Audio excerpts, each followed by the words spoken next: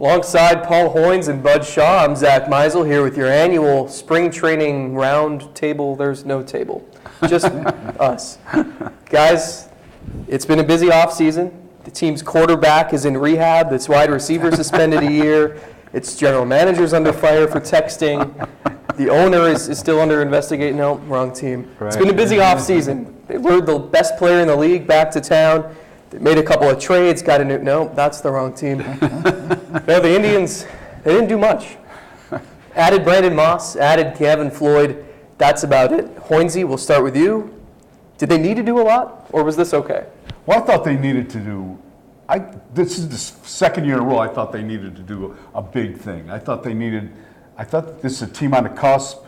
I think they needed to reach out and do something big to get people's attention, to let them take the next step. They didn't do that, but I understand why. But do you think this goes beyond just the player roster itself? Does this team need to send a message to its fan base, appease the fans a little bit? Well, certainly the attendance tells you that that's exactly what they need. But I didn't have my hopes up too high. I mean, once they brought in Brandon Moss, I figured that would pretty much put a 30 on the end on that, you know. I mean, they're not going to do a whole lot beyond that. Ever since the Bourne and Swisher contracts, I've just felt that they've been hamstrung. And I know people don't want to hear that, but that's the reality. To be fair, they didn't have a whole lot of holes. They won 85 games. The defense was atrocious. The pitching turned around in the second half. The offense was kind of helter-skelter all year. Hoynesy, if you would have made one more addition to this team, in which phase of the roster would you have done it? I would have got a hitter. A healthy hitter that's not coming off hips. I would have got it's always a catch. A right-handed hitter that could drive the ball out of the park. I know there's not a lot of them, but there are some guys out there.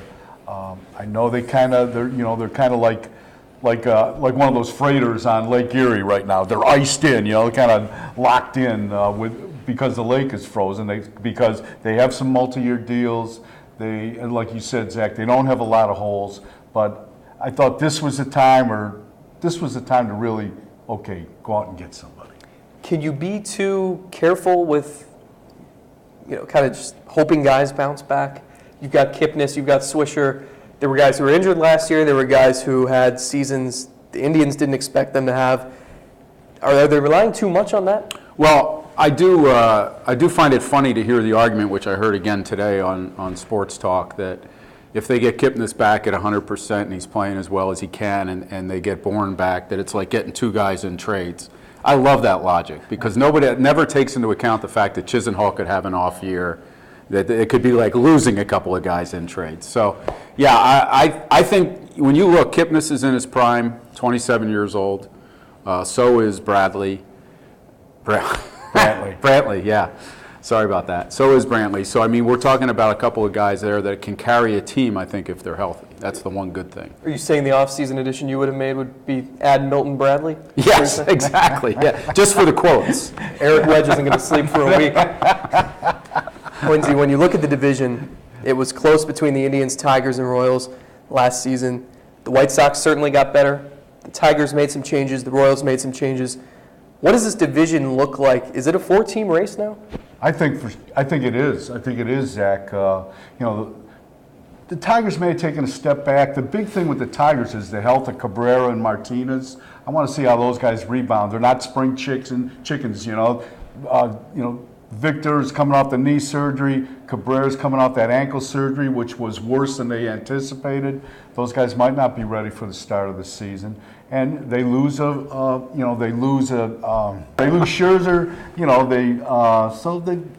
They've redone that team, and Kansas City has lost Shields.